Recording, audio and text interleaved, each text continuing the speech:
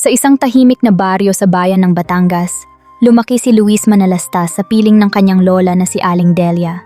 Isang simpleng kubo ang kanilang tahanan, napapalibutan ng tanim na mga gulay at puno ng niyog.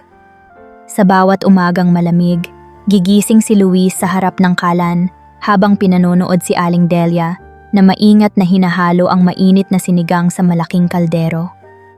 Sa mga oras na iyon, unti-unting nabuo sa puso ni Luis ang pagmamahal sa pagkain, hindi lamang bilang sustansya, kundi bilang isang kwento, isang alaala, at isang simbolo ng tahanan. Lola, bakit ganito kasarap ang sinigang mo? Minsang tanong ni Luis habang sinasawsaw ang pritong isda sa toyo't kalamansi. Ang sikreto, iho, hindi lang nasa rekado, nasa puso. Sagot ng kanyang lola, nakangiti habang inaabot ang plato niya. Kapag nagluluto ka, isipin mo lagi kung paano magiging masaya ang mga kakain. Ang sinigang na ito, hindi lang ito pagkain. Ito ang ating pamilya, ating kultura. Sa bawat araw na dumadaan, mas lalong nahasa si Luis sa pagluluto. Sa ilalim ng gabay ng kanyang lola, natutunan niya ang tamang timpla ng adobo, ang lambot na kailangan sa bulalo, at ang tamang pagprito ng bangus para maging perpekto ang latik ng tinapa. Habang lumalaki siya, naging pangarap na niya ang maging isang kilalang chef sa Amerika. Lola, balang araw, magtatayo ako ng sariling restaurant doon. Minsang bulalas ni Luis habang tumutulong magtadtad ng sibuyas. Lalampasuhin ko lahat ng kanilang French, Italian, kahit Japanese cuisine. Ipapakilala ko sa kanila ang lutong Pilipino. Tumawa si Aling Delia, ngunit may halong pagmamalaki sa kanyang mga mata. Kaya mo yan, apo. Basta huwag kang bibitiw sa mga natutunan mo rito. Sa edad na 20, sinimulan ni Luis sumali sa mga cooking competition sa kanilang probinsya. Sa bawat tagumpay, mga tropeyong gawa sa kahoy, mga medalya ng bronse, unti-unti niyang napansin na hindi lang ang kanyang lola ang nagtitiwala sa kanya. Luis, grabe! Ang sarap ng kare-kare mo. Dapat isali mo to sa TV. Sambit ng isa sa kanyang mga kapitbahay matapos manalo si Luis sa isang lokal na paligsahan. Sa bawat papuri at bawat nanalong ulam, lalong lumakas ang kanyang loob. Dumating ang araw na ang kanyang tagumpay ay hindi na lamang lokal. Nakakuha siya ng scholarship mula sa isang culinary institute sa Maynila at doon niya mas lalong napatunayan ang kanyang galing. Ngunit habang natututo siya sa mga professional na chef at modernong teknik, hindi niya nakalimutan ang mga tradisyon na itinuro sa kanya ng kanyang lola. Habang ang mga kaklase niya ay nag-aaral ng haute cuisine, si Luis naman ay patuloy na gumagawa ng bagoong bilang pangunahing sahog sa kanyang mga putahe. Sa mga cooking demonstration, ang dala niya ay mga putaheng may ulam na karneng sinigang na may twist ng asim mula sa dayap. Luis, bakit laging Pinoy dishes ang ginagawa mo? Ang dami namang mas sopistikado, tanong ng isang kaklase, bahagyang nakataas ang kilay. Alam mo, sa tingin ko, walang mas sopistikado pa kaysa sa pagkain na may kwento, sagot ni Luis. Bawat putahe ko, may kasaysayan, may kultura. Hindi lang ako nagluluto, kinukwento ko ang Pilipinas. Matapos ang graduation, dumiretso si Luis sa kanyang pangarap. Bit-bit ang natitirang ipon mula sa kanyang lola at mga natanggap na premyo, sinubukan niyang sumugal. Pumunta siya sa Amerika na may dalang kaunting damit, mga simpleng kagamitan sa pagluluto at isang kumpas ng pag-asa. Ngunit ang buhay sa Amerika ay hindi naging madali. Una siyang naging dishwasher sa isang malaking French restaurant sa San Francisco. Araw-araw, labas-pasok siya sa mainit na kusina, hinuhugasan ang sandamakmak na plato, kaldero, at kawali. Hoy Luis, kaya ka ba nagpunta dito para maging dakilang tagahugas ng pinggan? Pabirong tanong ng isang kapwa Pinoy na line cook sa restaurant. Tumawa si Luis, ngunit sa totoo'y dama niya ang bigat ng sitwasyon. Oo nga no, pero okay lang, dadaan muna ako dito. Hindi pwedeng puro shortcut sa buhay. Sa bawat pagkakataon, sinisikap ni Luis na makapasok sa linya ng mga kusinero.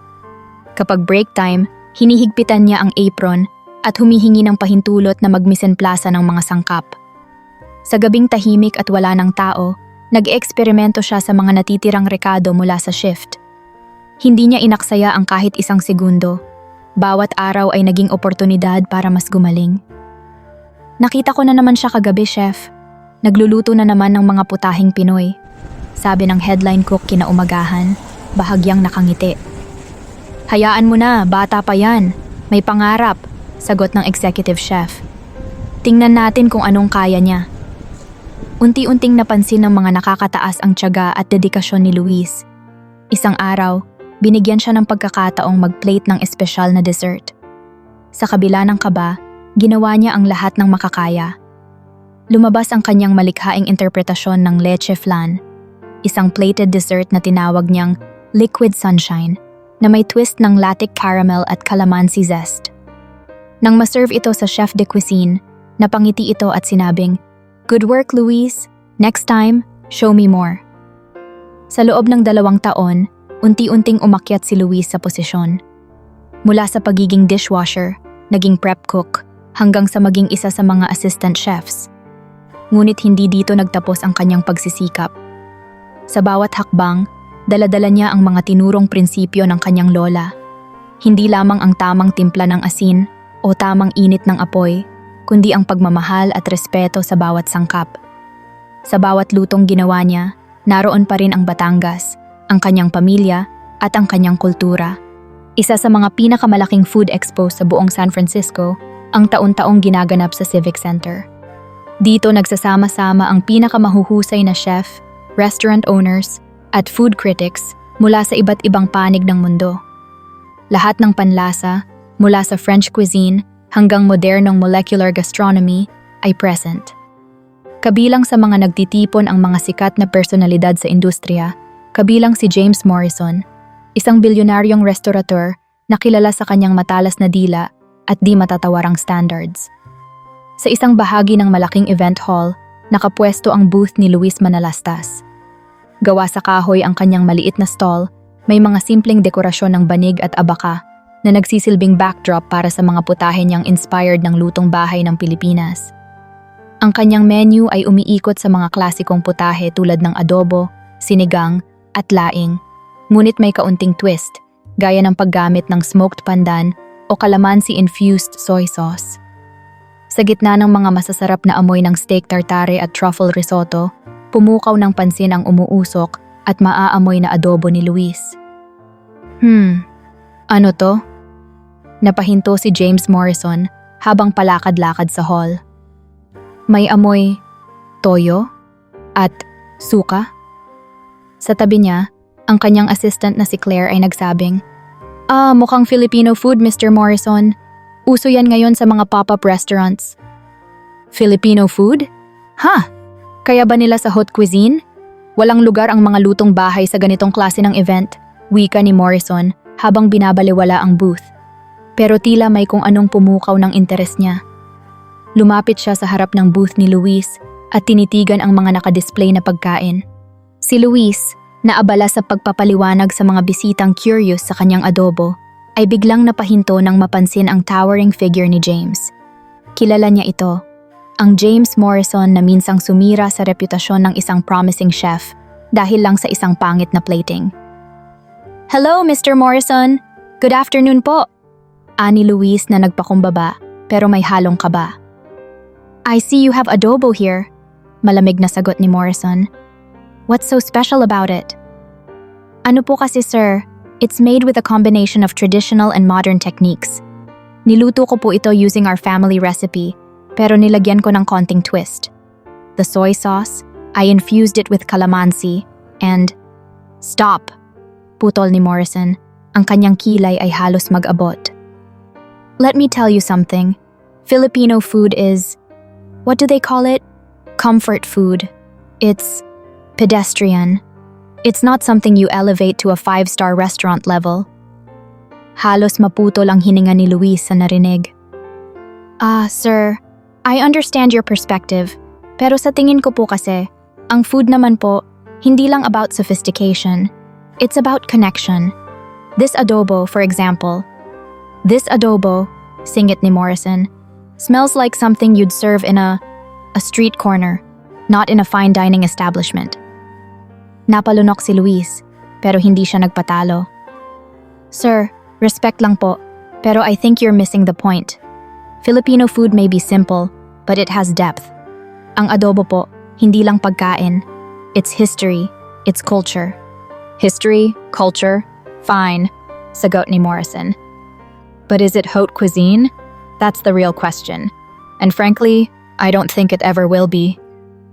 Narinig ng ibang nakatayo sa paligid ang pag-uusap nila, at ang ilan ay nagbulong-bulungan. Ang ilan ay tila naaawa kay Luis, habang ang iba naman ay nagbabantay sa kung ano ang susunod niyang sasabihin. Ang kanyang mga kamay ay bahagyang nanginginig, pero ang kanyang mata ay hindi inalis kay Morrison. Sir, alam ko po ang sinasabi niyo, ani Luis, na tila pilit pinapanatiling mahinahon ang boses. Pero bago po kayo magsabi ng ganun, baka gusto niyo munang subukan. Here. Inabot ni Luis ang isang maliit na platito na may isang piraso ng adobo. Ang karne ay malambot, napapalibutan ng makintab na sarsa. Pero tinignan lang ito ni Morrison ng matagal. Subukan niyo lang po, wala namang mawawala, sabi ni Luis. Huminga ng malalim si Morrison, pero tumanggi. No, thank you. I don't need to taste it to know what it is. Ang mga nakapaligid ay tahimik na naghintay ng susunod na mangyayari. Si Luis, bagamat halata ang lungkot sa kanyang mukha, ay hindi na nagpumilit. Salamat po sa oras niyo, Mr. Morrison, wika niya. I hope someday, Filipino cuisine will prove itself worthy in your eyes.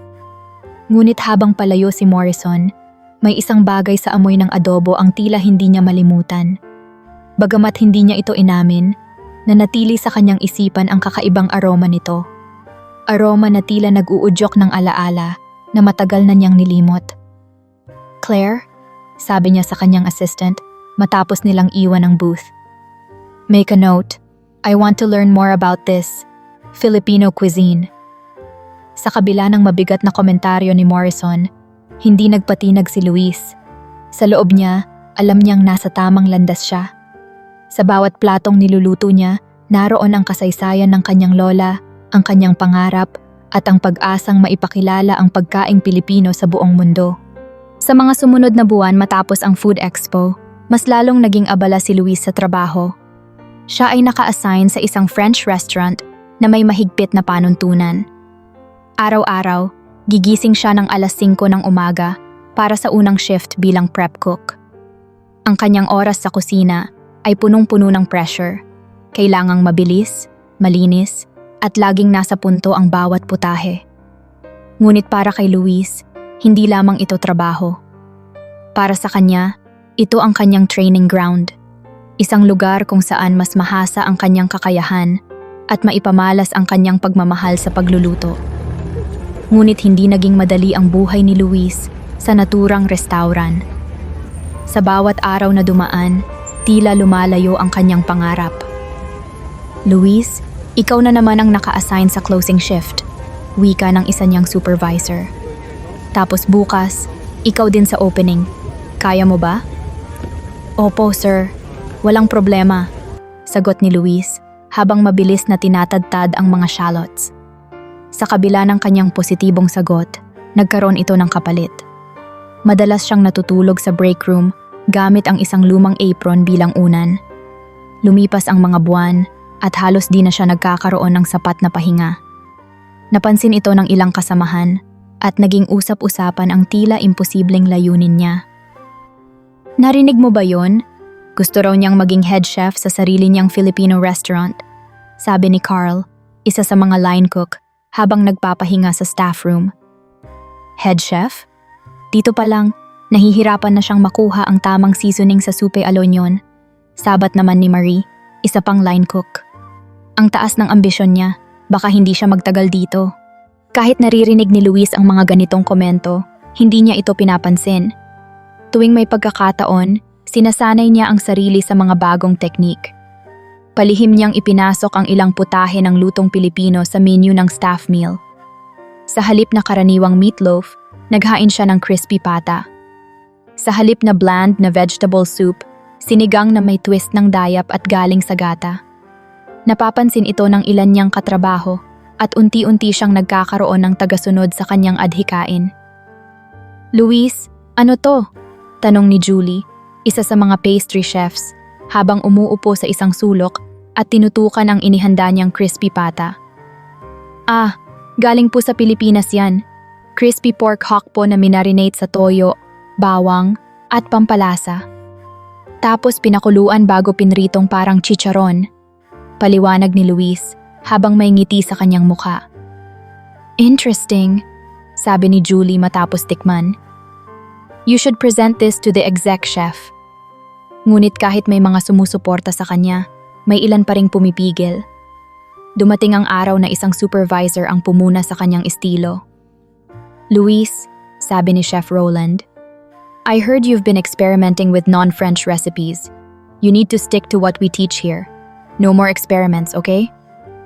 Medyo nahulog ang loob ni Luis sa sinabi nito. "Pero sir, gusto ko lang po sanang makapag-ambag ng bagong idea. Something na magpapakita ng..." "Luis, I don't need creativity," putol ni Roland. "I need consistency." "Ah, opo sir. Sige po." Sa kabila ng babala, hindi sumuko si Luis. Hindi na lang siya lantaran sa kanyang mga eksperimento. Sa tuwing may natitira pang mga sangkap, palihim niyang niluluto ang mga pagkaing tumatak sa puso niya mula sa Pilipinas. Lumipas ang mga linggo, unti-unting napansin ng ilan na nagiging mas masarap ang staff meals kapag si Luis ang naghahanda. May mga pagkakataon na palihim din niyang ipinapasa ang mga lutong Pilipino sa mga kaibigan sa labas ng trabaho. Umaasang unti-unti nilang maipapalaganap ang kanyang putahe sa mas malaking audience. Isang araw, naisipan ni Luis na gumawa ng kanyang signature adobo dish. Binalak niyang ipresenta ito sa management bilang isang espesyal na putahe. Ngunit nang bilhin na niya ang mga kailangang rekado, bigla siyang nawalan ng pondo. Hindi sapat ang kanyang naipon para sa mga premium na ingredients tulad ng organic soy sauce, specialty vinegar, at free-range na baboy. Paano kaya to? Bulong ni Luis sa sarili habang hawak ang listahan ng rekado. Napaisip siya kung paano niya itutuloy ang kanyang plano nang walang sapat na resources. Sa halip na sumuko, sinubukan niyang i-adjust ang recipe. Gumamit siya ng mas murang sangkap, ngunit mas inaral niyang mabuti ang tamang timpla at proseso. Sa kanyang isip, hindi mahalaga kung gaano kamahal ang sangkap. Ang mahalaga ay kung paano niya ipaparamdam ang pagmamahal niya sa pagkain. Lumipas pa ang ilang linggo at dahan-dahang nabawi ni Luis ang kanyang kumpiyansa. Habang patuloy niyang pinapalaganap ang lutong Pilipino sa mga kapwa empleyado, nagsilbi itong inspirasyon para sa kanya upang ipagpatuloy ang laban. Alam niyang hindi mabilis ang pag-akyat, ngunit bawat hakbang na kanyang tinatahak ay mas nagpapalapit sa kanyang pangarap, ang maging kinatawan ng lutong Pilipino sa isang internasyonal na entablado. Ang pangalan ni James Morrison ay laging laman ng culinary headlines. Isa siyang bilyonaryong restaurateur na kilala hindi lamang sa kanyang yaman, kundi sa kanyang kawalan ng takot magsabi ng kanyang opinyon, kahit pa ito'y masakit. Sa isang panayam sa isang sikat na culinary talk show, walang pag-aalinlangan niyang binanggit, "Filipino cuisine? It's too regional, too unsophisticated, not something you'd expect in a Michelin-starred establishment." Ang kanyang mga salita ay mabilis na umikot sa internet, naging viral sa loob ng ilang oras. Ang mga Pinoy chefs sa Amerika ay nagulantang. Ang kanilang reputasyon, na pinaghirapan nilang itayo mula sa kabila ng maraming hamon, ay tila nabawasan ng halaga sa isang iglap. Sa social media, nagsimula ang talakayan. May mga kumampi kay Morrison, sinasabing, "He's just being honest," samantalang marami ang nagalit, kinuwestiyon ang kanyang mga pamantayan, at hinanap ang hustisya para sa Filipino cuisine. Si Luis, na ngayon ay nagtatrabaho na sa sarili niyang maliit na catering business sa California, ay isa sa mga nakarinig sa panayam. Naramdaman niya ang bigat ng mga salita ni Morrison. Hindi lamang ito opinyon.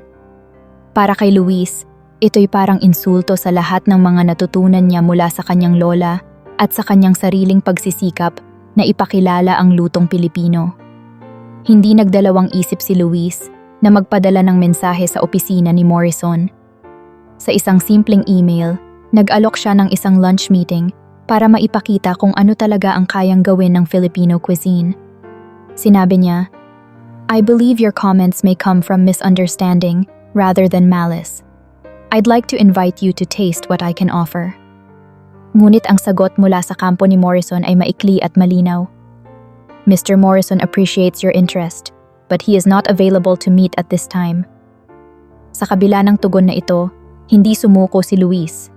Alam niyang ang kanyang trabaho ay hindi para ipilit ang kanyang lutuin sa sinuman, kundi upang ipakita ang kahalagahan nito sa mga nakakaintindi. Kaya't sa isang lokal na culinary fair, nagdesisyon siyang maghain ng kanyang paboritong sinigang na baboy. Para kay Luis, ang sinigang na ito ay hindi lamang pagkain. Ito'y isang kwento ng tahanan, ng pamilya, ng kasaysayan. Pinagsama niya ang tradisyonal na asim ng tamarind, lambot ng karne, at linamnam ng kanyang sariling coconut-infused broth. Isang twist na natutunan niya sa mga taong kanyang pinagsilbihan.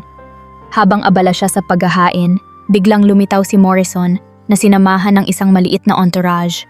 Nagmamasid ito habang kumakain ang mga tao at tila sinadya niyang dumaan sa booth ni Luis.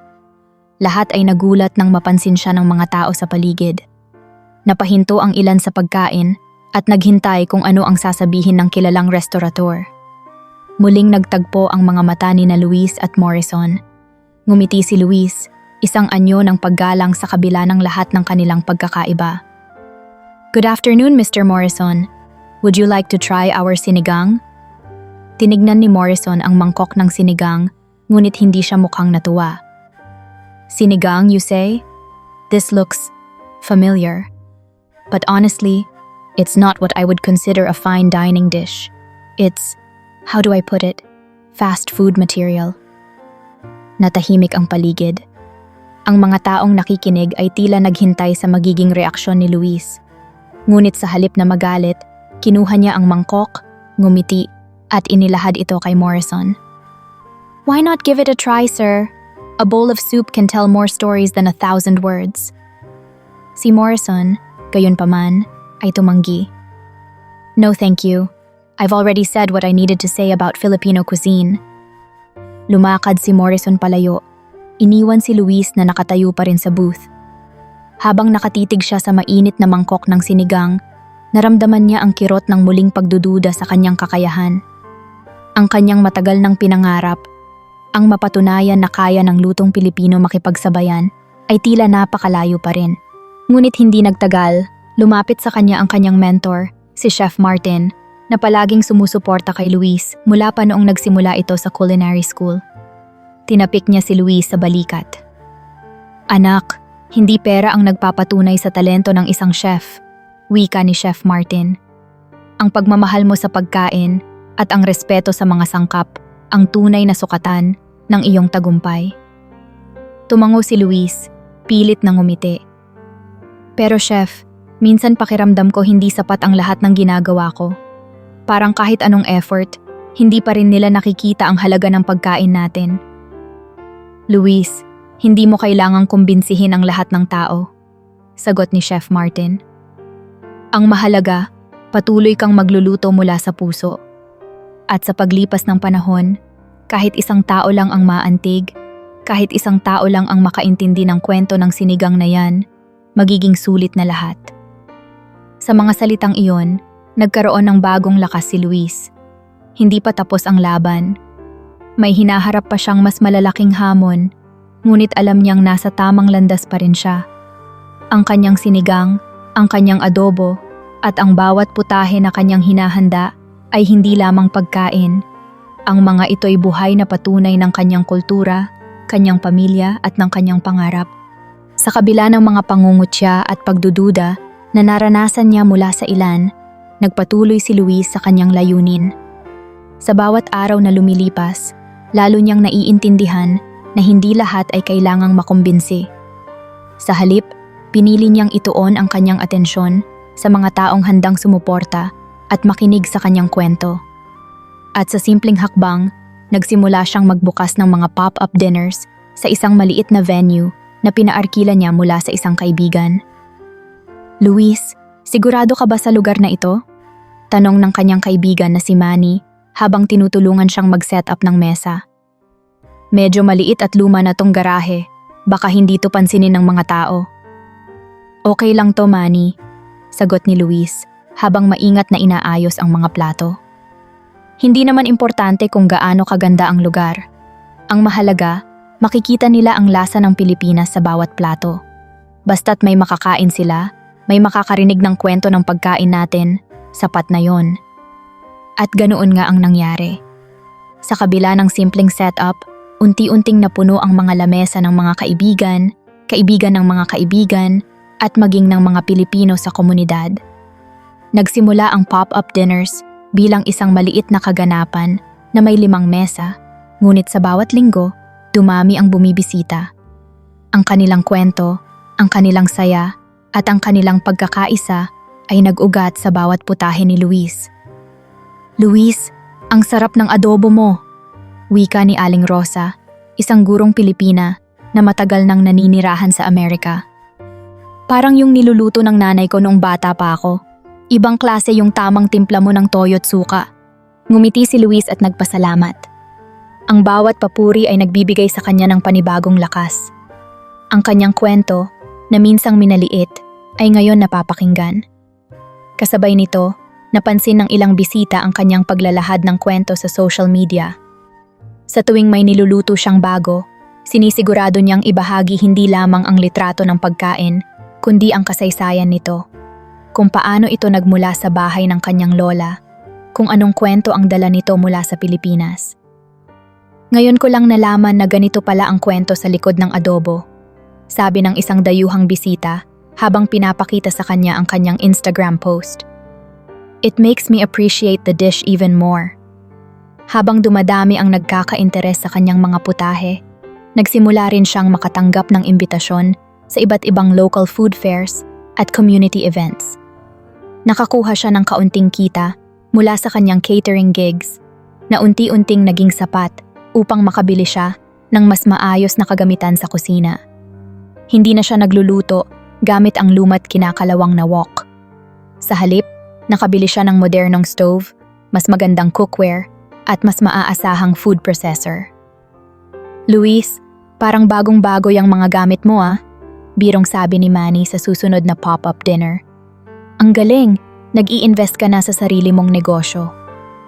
"Oo, Manny," sagot ni Luis habang pinupunasan ang bagong oven. "Hindi na rin kasi pwede yung bara-bara. Kung gusto ko talagang maabot ang mas marami pang tao, kailangan ko ring i-level up ang gamit ko." Hindi nagtagal, napansin ng ilang local food bloggers at influencers ang pop-up dinners ni Luis. Isang tanyag na food vlogger, si Clara Hernandez, ang dumalo sa isa sa kanyang events at nagsabing, "This is the most authentic Filipino food I've tasted here in California. It's not just traditional, it's innovative in a way that doesn't lose its soul."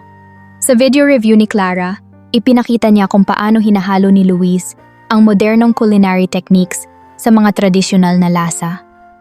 Maging ang iba pang food critics ay sumang-ayon na nagsabing ang lutong Pilipino ni Luis ay hindi lamang nakakaengganyo kundi may kwento at lalim.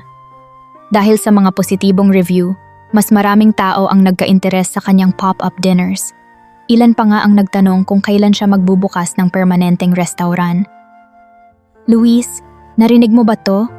tanong ni Julie, isa sa mga kaibigan niyang chef. "Clara just said your food is authentic yet innovative. I think you're really making waves now." Napabuntong hininga si Luis, ngunit bakas sa kanyang mga mata ang saya.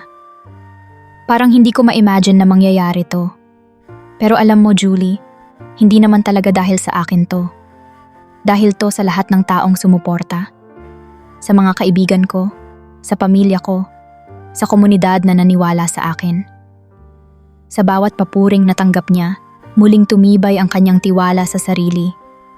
Ang dating mahinang loob dahil sa mga komentaryo ni Morrison ay napalitan ng matibay na paninindigan. Unti-unti niyang nararamdaman na kaya niyang ipagpatuloy ang kanyang misyon. Ang ipakilala ang lutong Pilipino sa mas maraming tao, hindi bilang isang simpleng regional cuisine, kundi bilang isang obra maestra na may kwento at puso. Sa huli, nanatiling totoo si Luis sa kanyang layunin. Hindi siya nagmadali, hindi siya nagpa-pressure sa opinyon ng iba. Sa halip, nilakbay niya ang kanyang pangarap ng may tapang, dedikasyon, at pagmamahal sa kanyang lutuin.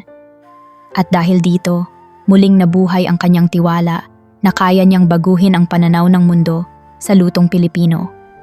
Isang tiwala na nag-ugat hindi lamang mula sa kanyang sariling pagsisikap, kundi mula sa suporta ng mga taong naniniwala sa kanya. Sa tuwing humaharap si Luis sa maliliit na tagumpay, mga positibong review mula sa lokal na media, pagdami ng mga bumibisita sa kanyang pop-up dinners, hindi niya maiwasang balikan ang mga panahong halos nawalan siya ng gana. Noong mga unang buwan niya sa Amerika, noong sunod-sunod ang kanyang nararanasang insulto at pagtanggi, may mga gabing hindi na niya mapigilan ang pagluha. Ngunit kahit anong hirap ng sitwasyon, nananatili sa kanyang isipan ang mga huling salita ng kanyang yumaong lola. Ang mahalaga ay nagluluto ka para magbigay ng ligaya sa iba. Madalas niyang naririnig na tila echo sa kanyang utak. Ang mga salitang iyon ang nagpapatibay sa kanya, lalo na tuwing gabi, kapag tapos na ang pop-up dinner at naiiwan siyang mag-isa sa kusina, nililinis ang mga kaldero at sinisigurado na maayos ang mga gamit para sa susunod na araw. Kahit sobrang pagod, hindi nawawala sa kanya ang tiwala na may patutunguhan ang lahat ng ito. Sa kabila ng matinding pagod at minsang panghihina ng loob, napansin din niya ang pag-unlad ng kanyang pananaw. Nagsimula niyang maunawaan na ang tunay na tagumpay ay hindi laging makikita sa mga tropeyo, sa mga review ng mga kilalang personalidad, o sa mataas na kita. Ang tagumpay ay naroon sa bawat ngiti ng taong nakakakain ng luto niya, sa bawat kumpletong pamilya na nagsasalo-salo sa kanyang pagkain, at sa bawat dayuhan na lumalapit sa kanya upang sabihing, "This was the best adobo I've ever had." Dahil sa pananaw na ito, natutunan niyang hindi na masyadong alalahanin ang opinyon ng mga mayayaman at sikat na chef na minsang nagmaliit sa kanya. Mas nagkaroon siya ng kumpiyansa na manatiling tapat sa kanyang pinagmulan. Ang lasa ng toyo at suka, ang lambot ng tamang pagkakaluto ng karne, at ang kakaibang timpla ng gata at sili na nagdadala ng kakaibang lasa sa kanyang mga putahing Bicolano. Hindi na niya kinailangang maghanap ng validation mula sa mga taong hindi kayang makita ang ganda ng simpleng pagkain. Ang kanyang mga rejections ay tila naging gasolina na nagpasigla pa sa kanyang determinasyon. At sa kabila ng hirap, natagpuan niya ang isang tao na nakakita ng potensyal sa kanya, si Chef Martin, isang matandang chef na may mahabang karanasan sa culinary industry. Si Chef Martin, na dating nagtatrabaho sa mga 5-star hotels at naging culinary consultant sa ilang sikat na restaurant sa New York, ay nakita si Luis sa isa sa kanyang mga events. "Luis, I see something special in you," wika ni Chef Martin noong unang beses nilang mag-usap. "Your cooking is honest. It's not about showmanship.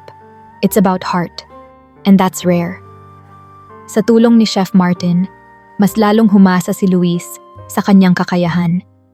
Tinuruan siya ng mas advanced techniques sa plating, mas modernong paraan ng pagluluto, at kung paano i-balance ang tradisyonal na lasa sa isang paraan na makakakuha ng pansin ng mas sophisticated na palate. Ngunit hindi siya kailanman tinuruan ni Chef Martin na talikuran ang kanyang ugat. Sa halip, palagi niyang pinapaalala kay Luis na, "Never let the world take away what makes your cooking yours."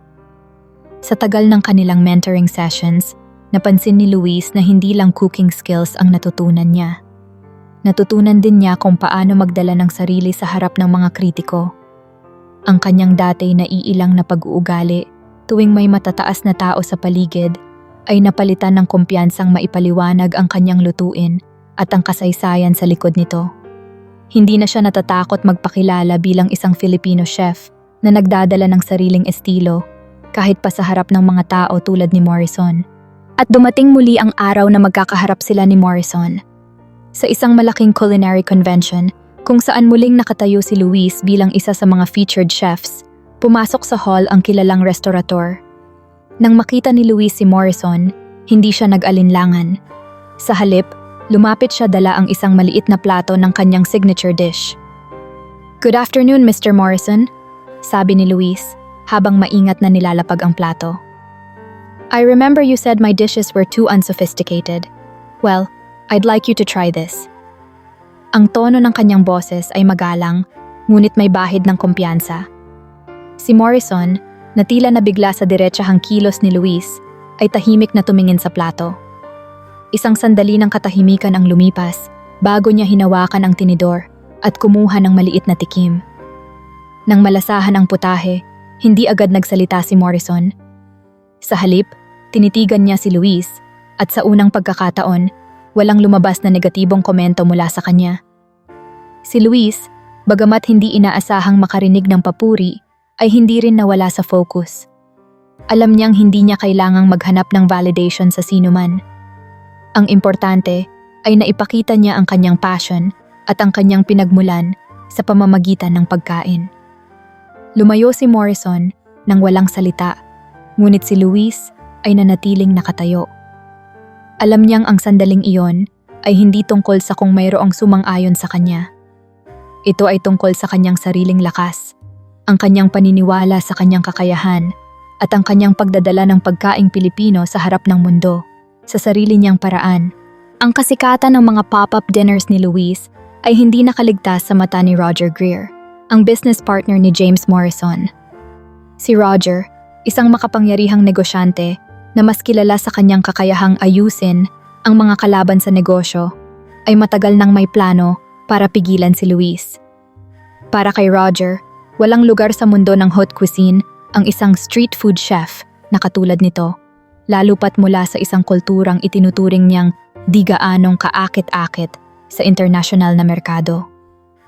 "James," sabi ni Roger sa isang pulong sa kanilang corporate office, "you see what's happening? This Luis guy, his dinners are starting to gain traction. People are talking about him. That's not good for us." Si Morrison ay nagtaas ng kilay at bahagyang tumango. "I've heard, but I'm not worried. Filipino cuisine has its limits. It's not as refined as what we offer." "That's not the point," sagot ni Roger, medyo iritadong nagpatuloy. "What matters is perception. If people start seeing him as the authentic, innovative option, we lose the edge. I can't let that happen." Bilang tugon, sinimulan ni Roger ang kanyang plano. Una, inutusan niya ang ilang tauhan ng kanilang kumpanya upang maghanap ng mga paraan para sirain ang reputasyon ni Luis. Pinili niya ang ilang staff mula sa restaurant nila, mga taong madaling suhulan, upang maglabas ng maling impormasyon tungkol kay Luis. Sa social media, nagsimulang lumitaw ang mga negatibong review at mga pekeng kwento. May nagsasabing hindi raw maayos ang kusina sa mga pop-up dinners ni Luis, habang ang iba naman ay nagkakalat ng bali-balitang na dumi ang ilang putahe. "Luis," wika ni Manny isang gabi habang nag-aayos sila ng venue para sa susunod na event. "Nakita mo na ba itong mga reviews? Ang dami. Sinasabi raw nila na hindi malinis yung pagkain natin." Hindi makapaniwala si Luis nang makita ang mga posts. "Saan nanggaling to?" "Manny, alam mo namang sinisiguro ko palaging malinis at maayos lahat." "Kaya nga, pero ang bilis kumalat ng chismis bro. Kailangan natin itong linawin," sagot ni Manny. Sa kabila ng mga negatibong balita, hindi natinag si Luis. Humarap siya sa kanyang team at sinabi, "Lahat ng tao may masasabi, pero alam natin ang totoo. Alam natin kung paano tayo magtrabaho.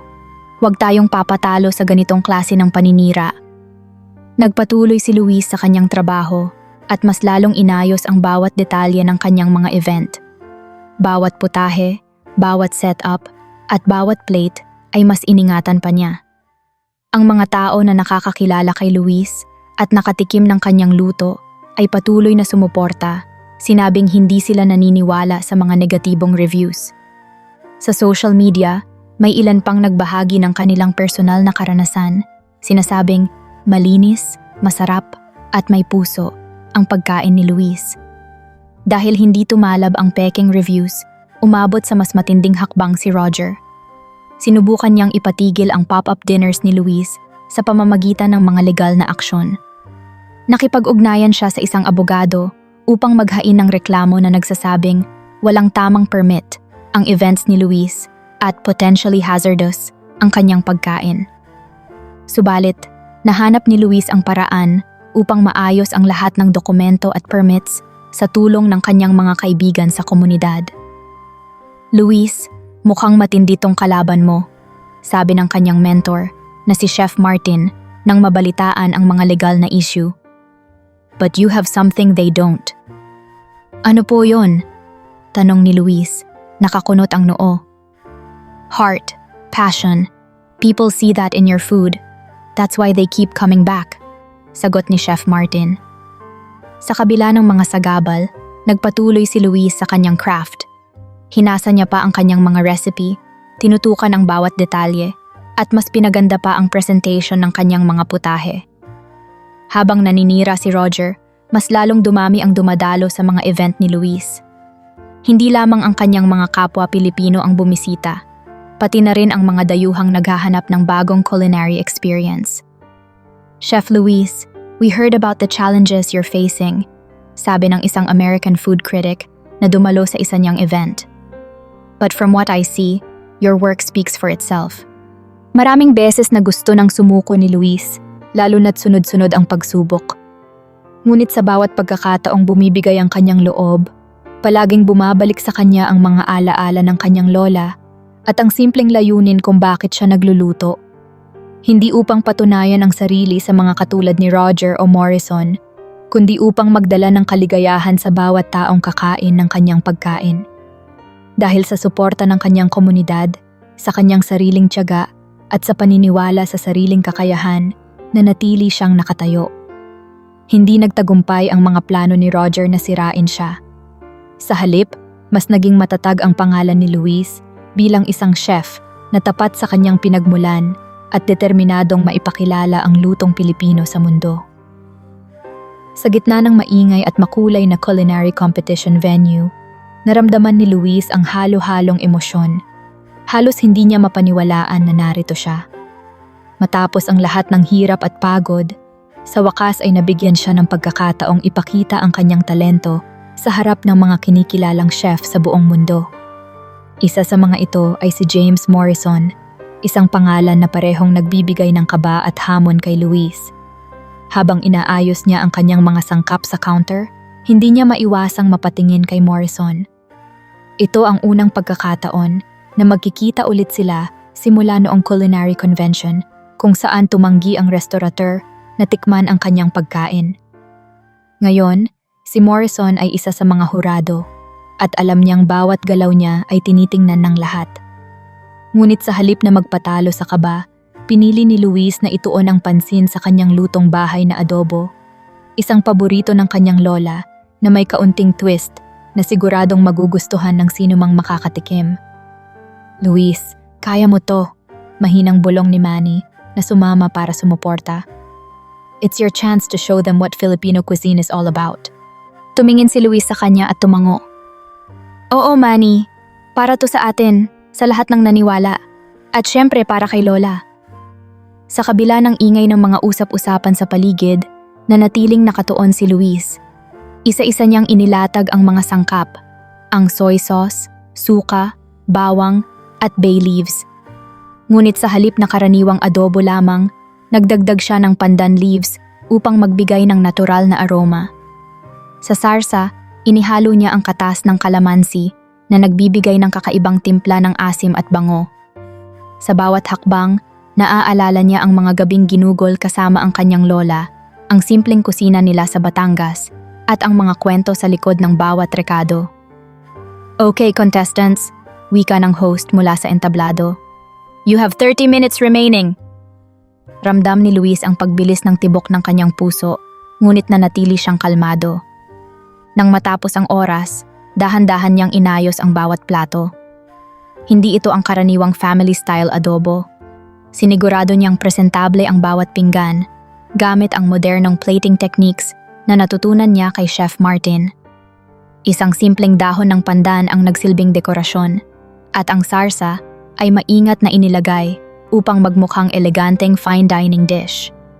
Nang dumating ang oras ng judging, pinalapit ng host ang mga hurado sa mesa ni Luis.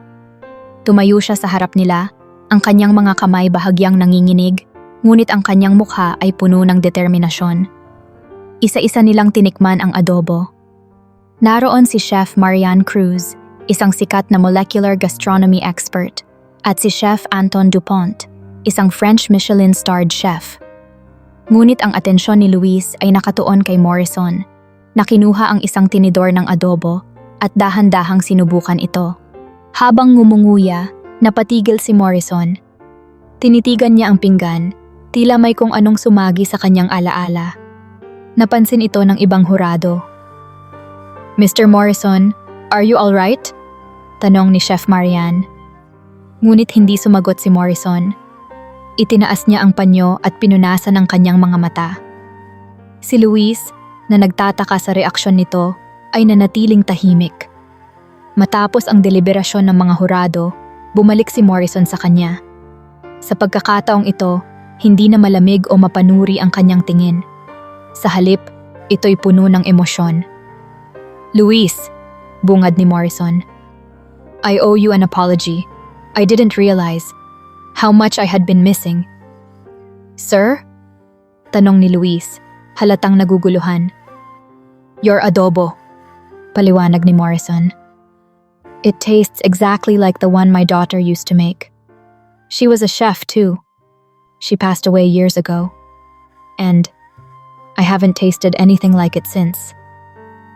Napatingin si Luis sa plato, sa simpleng adobo na nagdala ng napakaraming alaala sa restaurator. Ramdam niya ang bigat ng emosyon sa tinig ni Morrison. "I'm sorry for what I said before," dagdag ni Morrison. "You reminded me why food is so much more than just presentation and innovation. It's about memory, love, and the connections we create." Sa unang pagkakataon, napatigil si Luis. Hindi niya inaasahang makarinig ng ganitong salita mula kay Morrison. Sa halip na magalit o maging mayabang, isang simpleng ngiti ang kanyang sagot. "Salamat po, sir," sagot niya. "Ang mahalaga naman po talaga sa akin ay maramdaman ng bawat kumakain ang pagmamahal na nilalagay ko sa bawat plato. Kung naramdaman niyo po yon, masaya na po ako." Ang sandaling iyon ay tila nagpabago sa lahat. Hindi lamang si Luis ang nanalo sa kompetisyon, kundi pati si Morrison ay nagkaroon ng mas malalim na pag-unawa sa totoong halaga ng pagkain. Sa wakas, naramdaman ni Luis ang katuparan ng kanyang pangarap, hindi lamang ang makilala bilang isang chef, kundi ang maipakita sa mundo ang kwento ng kanyang pagkain, ng kanyang kultura at ng kanyang puso. Matapos ang culinary competition, tila nagkaroon ng bagong sigla si James Morrison. Para sa isang tao na kilalang mapanuri at mapili pagdating sa pagkain, ang naranasan niya kay Luis ay isang pagbubukas ng kanyang isipan. Sa mga sumunod na linggo, hindi maalis ni Morrison sa isip ang natikmang adobo. Hindi lamang dahil sa sarap nito, kundi dahil sa alaala ng kanyang anak na chef na nawala na. Ang pagkain ni Luis ay parang daan pabalik sa mga panahon na masaya pa silang magkasama, at sa kabila ng kirot ng alaala, may dala rin itong kakaibang ginhawa. Isang umaga, tinawagan niya ang kanyang assistant. "Claire, I want to meet with Luis again. Let's talk about how we can work together." "Luis? The Filipino chef?" tanong ni Claire, halatang nagtataka. "You're serious?" "Absolutely," sagot ni Morrison. "I think we've overlooked the potential of Filipino cuisine for too long." Sa kabila ng pag-aalinlangan ng ilan sa kanyang team, nagsimula si Morrison na i-promote ang Filipino cuisine sa kanyang mga restaurant. Idinagdag niya ang ilang putahe na inirekomenda ni Luis sa mga menu ng kanyang fine dining establishments. Hindi nagtagal, nagsimulang mapansin ng mga food critics ang mga bagong items na ito: crispy pata, served with a tamarind glaze, sinigang-inspired consomme, at dessert na binigyan ng modern twist gamit ang latik at calamansi custard. "James, this is bold," sabi ng isang longtime partner ni Morrison sa negosyo. "You're taking a risk with these unfamiliar dishes. No, sagot ni Morrison habang tinitikman ang bagong sinigang consomme. I'm taking a step forward. This is the future. Habang dumarami ang tumatangkilik sa mga pagkaing Pilipino sa kanyang mga restauran, nagpasya si Morrison na tulungan si Luis na makakuha ng mas malawak na platform. Tinawagan niya ito at inanyayahan sa kanyang opisina. Luis, I'd like to talk to you about your future. Bunggad ni Morrison habang naghihintay si Luis sa conference room. Sir, ano pong ibig niyong sabihin? Tanong ni Luis, halatang nagtataka pero nananatiling magalang. You have something special, Luis. Something I haven't seen in years. I want to help you share that with the world. I'm offering to back you, financially and professionally, so you can open your own restaurant.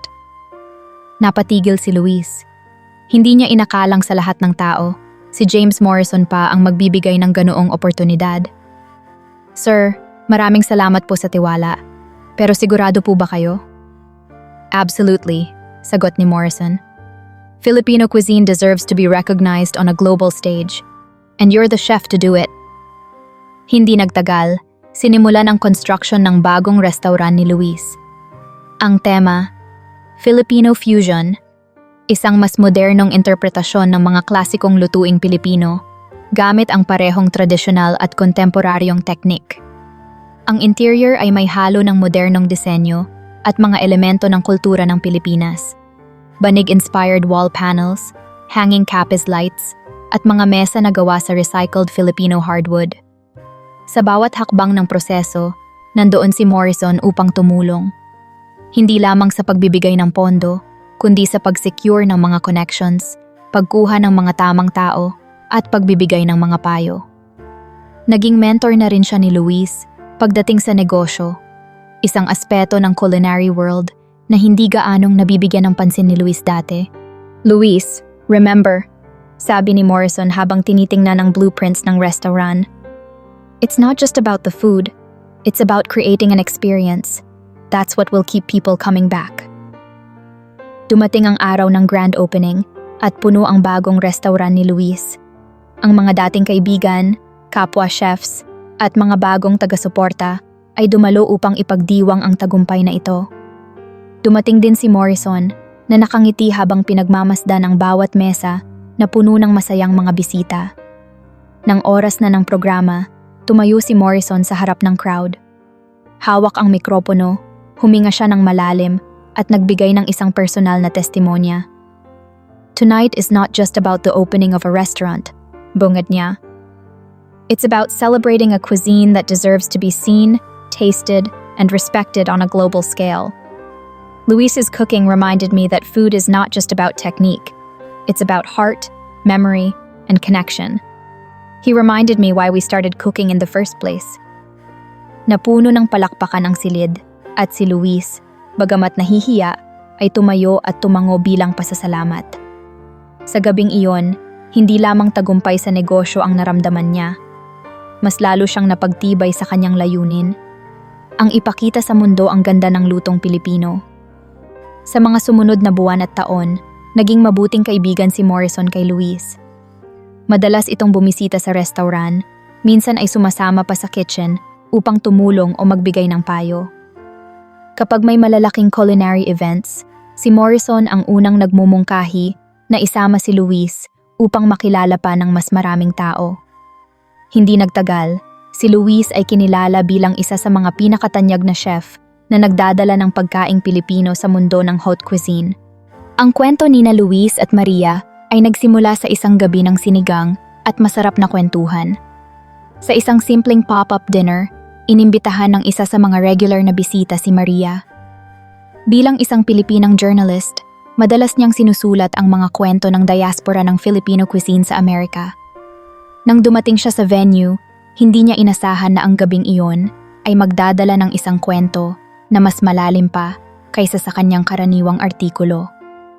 Habang inaayos ni Luis ang huling platong sinigang na baboy, lumapit si Maria upang batiin siya. Ikaw si Chef Luis, tama ba? Tanong niya. Tumango si Luis at ngumiti. Ako nga po. Salamat at nakarating kayo. Sana magustuhan niyo yung mga putahe natin ngayon. Actually, Na-curious talaga ako kasi ang dami kong naririnig tungkol sa pop-up dinners mo. Mukhang special talaga ang mga ginagawa mo. Sagot ni Maria, bakas ang pagkamangha sa kanyang muka. Nang magsimula na ang hapunan, tinitigan ni Maria ang bawat putahe. Ang aroma ng sinigang, ang malutong na balat ng lechon kawali, at ang lambot ng kaldereta. Lahat ng ito ay nagpaalala sa kanya ng mga pagkain noong bata pa siya sa Pilipinas. Pagkatapos tikman ng sinigang, ngumiti siya at tinawag ulit si Luis. Chef, seryoso ako. Ang lasa nito, parang nasa Pilipinas ako. Ang galing ng pagkakabalans mo ng asim at alat. Pati yung karne, perfect yung lambot. Salamat po, miss. Tanong ni Luis, halatang di pa niya alam ang pangalan ng babae. Maria, sagot niya, sabay abot ng kamay. Maria Santiago, nagsusulat ako para sa Taste of the World. Filipino food ang madalas kong topic. Doon nagsimula ang kanilang pagkakaibigan. Tuwing may pop-up dinner si Luis, madalas nang dumalo si Maria. Ang simpleng katanungan sa simula, kung paano niya naisipan ang mga twist sa tradisyonal na putahe, ay nauwi sa mas malalim na pag-uusap tungkol sa kultura, pagkakakilanlan, at ang kahalagahan ng pagkain bilang isang koneksyon sa sariling bayan. Nag-ugat ang kanilang pag-uusap sa parehong pangarap. Ang maipakilala ang lutong Pilipino hindi lang bilang pagkain, kundi bilang isang pamanang dapat ipagmalaki. Luis, naisip mo na bang sumali sa mas malalaking kompetisyon? Tanong ni Maria isang gabi matapos ang dinner service. Hindi pa masyado, sagot ni Luis. Sa totoo lang, hindi ko alam kung kaya ko. Bakit naman hindi? Wika ni Maria, bahagyang nagtaas ng kilay. Kung ang mga taong pumupunta rito ay natutuwa, paano pa kaya kung mas maraming makakakilala sa'yo? Nag-isip si Luis. Baka nga pwedeng subukan. Pero ang laki ng takot ko sa rejection. Baka hindi nila magustuhan, lalo na't hindi pa rin lahat open-minded sa Filipino food. Ngunit hindi bumitaw si Maria sa pag-push kay Luis. Sa bawat alanganin niya, lagi siyang may encouraging words. Luis, kung hindi mo susubukan, paano mo malalaman? Andito lang ako para suportahan ka. At hindi lang ako, tingnan mo yung mga taong naniniwala sa'yo. Sa paglipas ng panahon, unti-unting napansin ni Luis ang epekto ni Maria sa kanya. Naging mas tiwala siya sa sarili, mas handa siyang humarap sa mga mas matataas na level ng kompetisyon.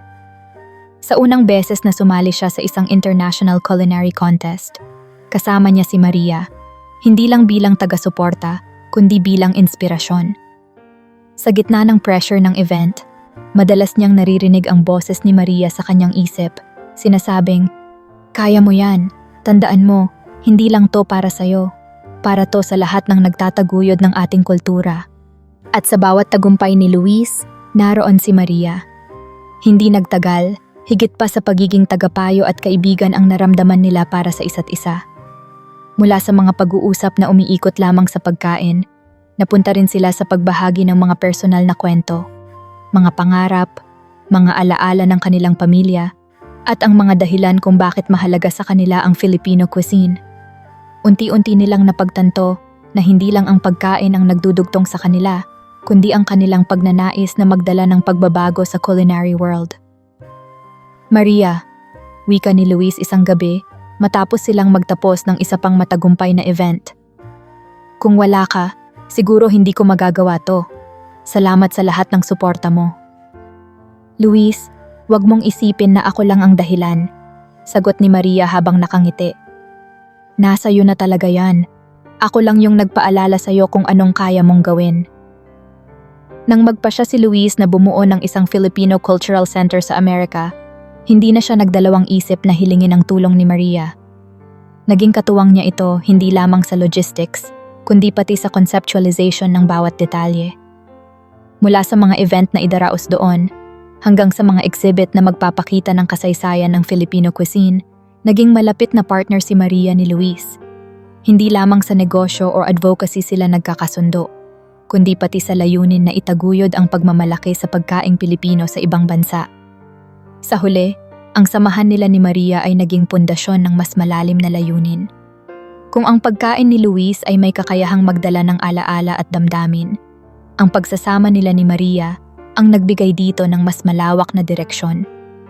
Hindi na lamang sila nagluluto at nagsusulat para sa pansariling kasiyahan. Ginawa nilang misyon na maipakilala ang kultura ng Pilipinas sa pamamagitan ng pagkain. Isang misyon na hindi lamang nila tinupad, kundi itinaguyod ng magkasama. Sa kabila ng lahat ng hirap at mga pagsubok na dinanas ni Luis, nabuksan niya sa wakas ang kanyang pinapangarap na restauran, ang Salin Lahi, ang kauna-unahang Filipino fusion restaurant sa Amerika. Isang gabi, sa ilalim ng makislap na mga ilaw ng San Francisco, formal niyang binuksan ang pintuan ng restauran. Punong-puno ang bawat mesa ng mga bisita, mga kaibigan, kapwa Pilipino, at maging mga dayuhan na interesado sa bagong timpla ng lutong Pilipino.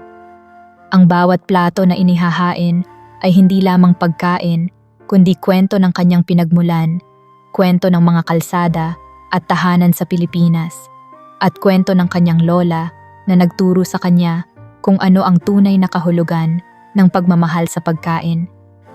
Ang menu ng Salin Lahi ay naglalaman ng mga klasikong Filipino dishes na binigyan ng modernong twist. Mayroong adobo na ginamitan ng sous vide technique, sinigang na may infusion ng dayap at sariwang halamang dagat, at kare-kare na may homemade peanut butter sauce na sinamahan ng roasted bone marrow.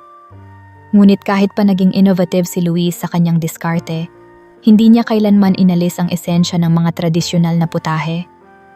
Sa bawat subo ng adobo, naroon pa rin ang tamis at alat ng toyo at suka na bumabalik sa alaala ng bawat Pilipinong lumaki sa lutong bahay. Sa bawat higop ng sinigang, nararamdaman ng mga kumakain ang init ng sopas na tila yakap ng pamilya. Luis, you've outdone yourself, wika ni Chef Martin na dumalo sa grand opening.